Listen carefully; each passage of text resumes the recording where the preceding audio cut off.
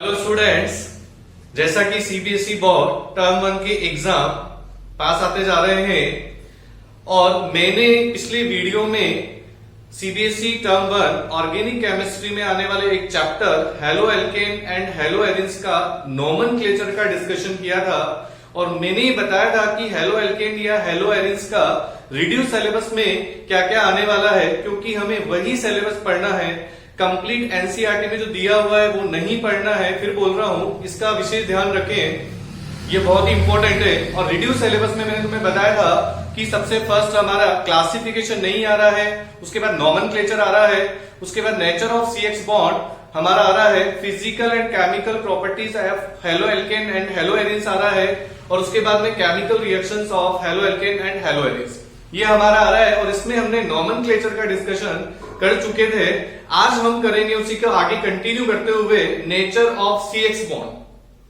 और nature of CX bond क्या होता है, तो सीएक्स बॉन्ड में कार्बन की इलेक्ट्रोनेगेटिविटी कम होती है और हेलोजन की इलेक्ट्रोनेगेटिविटी ज्यादा होती है। सीएक्स बॉन्ड पोलर होता है और पोलर होने की वजह से उसमें क्या आता है, पोलरिटी। तो यहां पर ही हम वो चीज देखेंगे।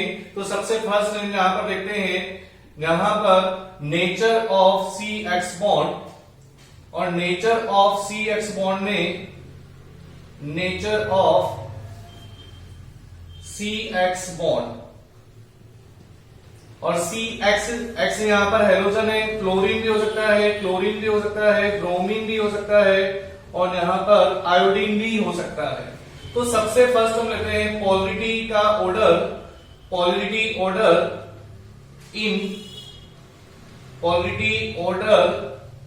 In halo alkane. और पोलरिटी का ऑर्डर में हम देखो यहां पर क्या क्या देखते हैं। तो सबसे पहले यहां पर हम लेते हैं CH3F, CH3Cl, CH3Br और CH3F। तो सब लोग जानते हैं कि जहां पर इलेक्ट्रोनेगेटिविटी डिफरेंस जितना ज्यादा होगा वहीं पोलरिटी उतनी ही ज्यादा होगी। तो सबसे पहले सबसे ज्यादा इलेक्ट्रोनेगेटिविटी होती है फ्लोरीन की, और फ्लोरीन की इलेक्ट्रोनेगेटिविटी ज्यादा होती है। तो यहां पर सबसे ज्यादा जो बॉन्ड पोलर होगा वो CH3F होगा, उसके बाद CH3Cl, CH3Br और CH3I। जैसा कि हम जानते हैं पूरी पीरियोडिक टेबल में सबसे ज्यादा इलेक्ट्रोनेगेटिविटी होती है फ्लोरीन, ऑक्सीजन और नाइट्रोजन।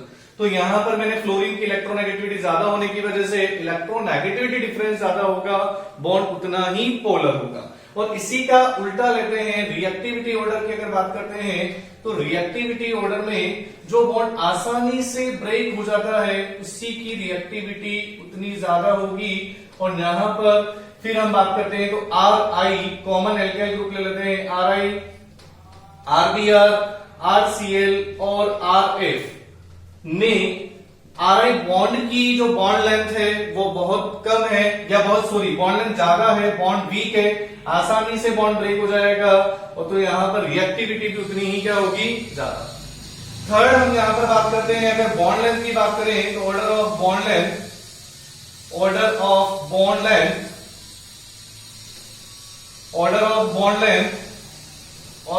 बॉन्ड लेंथ के ऑर्डर में जितनी ज्यादा इलेक्ट्रोनेगेटिविटी होगी तो न्यूक्लियस का अट्रैक्शन ज्यादा होगा, तो बॉन्ड लेंथ उतनी ही कम होगी। तो यहां पर RF की बॉन्ड लेंथ सबसे कम होती है, RCl, RBr और RI में अगर हम चलते हैं तो RI की बॉन्ड लेंथ सबसे ज्यादा होगी। और अगर बॉन्ड लेंथ ज्यादा है तो बॉन्ड स्ट्रेंथ ऑलरेडी कम हो जाएगी, क्योंकि बॉन्ड लेंथ के इनवर्सली प्रोपोर्शन होता है। तो बॉन्ड लेंथ इनवर्सली प्रोपोर्शन होती है बॉन्ड स्ट्रेंथ के, या इसी का उल्टा भी कर सकते हैं। तो यही इसका रिवर्स ऑर्डर जो होगा वो बॉन्ड स्ट्रेंथ का ऑर्डर हो जाएगा। तो इस तरह से हम यहां पर पोलरिटी का ऑर्डर दे सकते हैं। नेचर ऑफ सीएक्स बॉन्ड में पोलरिटी ऑर्डर, जो जितना ज्यादा इलेक्ट्रोनेगेटिविटी डिफरेंस होगा वो उतना ही ज्यादा पोलर होगा। दूसरा रिएक्टिविटी ऑर्डर, उसका अपोजिट होता है, बॉन्ड आसानी से कौन सा ब्रेक होगा, तो RI बॉन्ड आसानी से ब्रेक हो जाएगा। तीसरा हम लेते हैं बॉन्ड लेंथ का ऑर्डर, वही सेम बॉन्ड लेंथ का ऑर्डर, जहां पर इलेक्ट्रोनेगेटिविटी डिफरेंस कम है तो बॉन्ड लेंथ ज्यादा होगी, और बॉन्ड लेंथ के इनवर्सली प्रोपोर्शनल होता है बॉन्ड स्ट्रेंथ। और एक लास्ट जो आता है सबसे ज्यादा इंपॉर्टेंट आता है ऑर्डर ऑफ डाइपोल मूवमेंट, और यहां पर डाइपोल मूवमेंट करते हैं तो यहाँ पर डाइपोल मूवमेंट में देखो CCl का जो डाइपोल मूवमेंट है वो CF से ज्यादा होता है। स्पेशली याद रखना, it is a very very important, कई बार इससे क्वेश्चन आया हुआ है। और फिर CBr और फिर CI। इसमें सबसे ज्यादा जो इंपॉर्टेंट है वो है डाइपोल मूवमेंट का ऑर्डर। और यहाँ पर होना तो फ्लोरीन का चाहिए था लेकिन होता CCl। आते हैं नेचर ऑफ CX बॉन्ड के बाद physical and chemical properties of haloalkane and hello alkenes.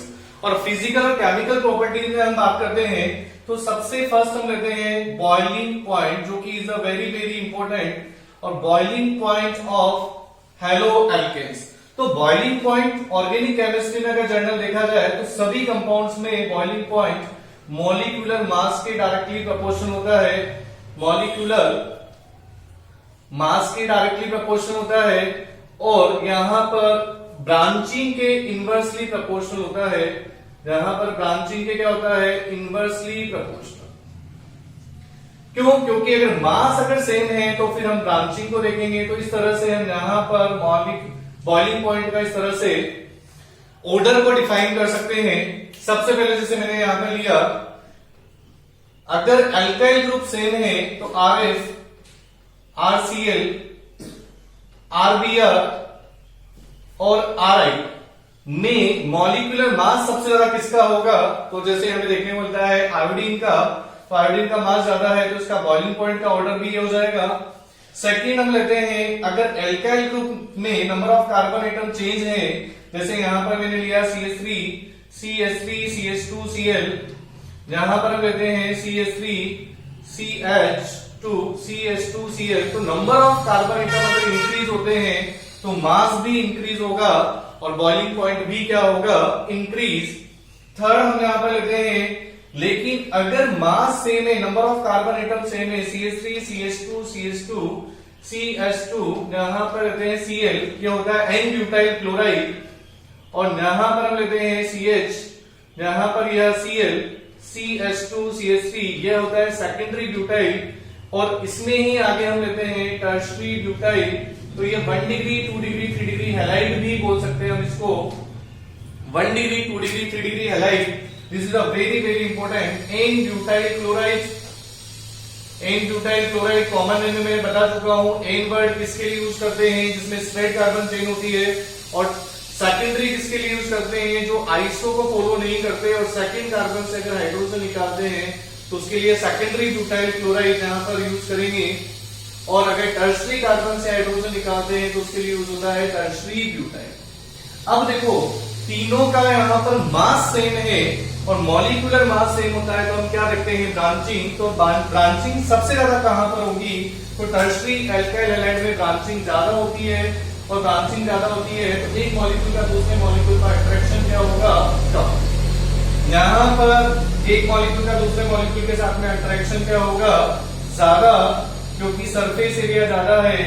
तो इसका मतलब यहाँ पर boiling point N butyl chloride का सबसे ज्यादा होगा, फिर सेकेंडरी ब्यूटाइल और फिर टर्शरी ब्यूटाइल। यहां पर हम लेते हैं सरफेस एरिया जितना ज्यादा, IMF इंटरमॉलिक्यूलर फोर्स उतना ही ज्यादा होगा, तो बॉइलिंग पॉइंट उतना ही ज्यादा होगा।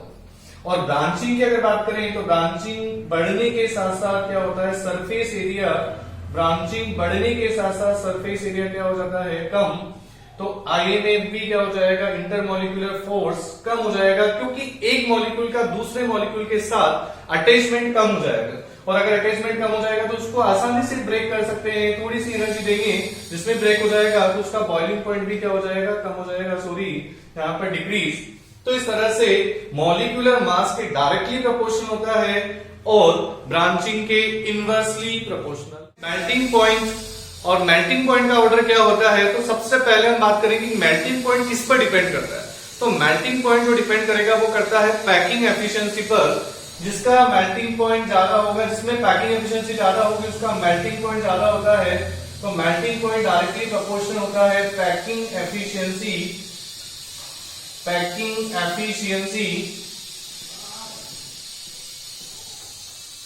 पैकिंग एफिशिएंसी के डायरेक्टली प्रोपोर्शनल होता है। या फिर हम ये बोल सकते हैं कि पैकिंग एफिशिएंसी उसकी ही ज्यादा होती है जिसमें सिमेट्री जितनी ज्यादा होगी। और सिमेट्री ज्यादा होगी तो क्रिस्टल उतना ही पैक्ड होगा, उसकी पैकिंग एफिशिएंसी ज्यादा होगी, तो उसका मेल्टिंग पॉइंट भी ज्यादा होगा। और एनसीईआरटी में बहुत ही फेमस एक एग्जांपल दे रखा है यहाँ पर दे रखा है 1,2 डाइक्लोरोबेंजीन, और यहां पर सेकंड दे रखा है 1,3 डाइक्लोरोबेंजीन और 1,4 डाइक्लोरोबेंजीन। इसको हम ये भी बोल सकते हैं ऑर्थो डाइक्लोरोबेंजीन या ऑर्थोक्लोरोबेंजीन, यहां पर मेटाक्लोरोबेंजीन और पैराक्लोरोबेंजीन। अब देखो यहां पर ये आ जाता है, तो इसमें सबसे ज्यादा सिमेट्री किसमें प्रेजेंट होगी, और सिमेट्री सबसे ज्यादा इसी में प्रेजेंट होती है। यह पूरा एक पैरा ऐसा कैसे दूसरा मॉलिक्यूल अगर इसके ऊपर रखते हैं तो आसानी से पैक्ड हो जाएगा, उसकी पैकिंग एफिशिएंसी बहुत ज्यादा होगी। तो सबसे ज्यादा जो मेल्टिंग पॉइंट होता है वह पैरा का होता है, और फिर उसके बाद में ऑर्थो और मेटा का अप्रोक्सीमेटली सेम होता है, लेकिन यहाँ पर ऑर्थो का ज्यादा होता है, मेटा का थोड़ा सा कम होता है। अगर पूछा जाए ऑर्डर तो हम यहाँ पर फाइनली ऑर्डर बता सकते हैं ए बी सी में सी का सबसे ज्यादा ऑर्डर होगा, फिर ए का और फिर बी का। तो ये मेल्टिंग पॉइंट का ऑर्डर होता है, और मेल्टिंग पॉइंट का ऑर्डर तुम पैकिंग एफिशिएंसी से आसानी से निकाल सकते हो। नेक्स्ट हम लेते हैं इसी के बाद में थर्ड आता है ये सेकंड फिजिकल प्रॉपर्टी। थर्ड हम लेते हैं यहाँ पर सॉल्युबिलिटी, और सॉल्युबिलिटी में क्या आता है कि हेलो एल्केन या हेलो एरिन जो होता है वाटर में बहुत ही कम सॉल्युबल होता है।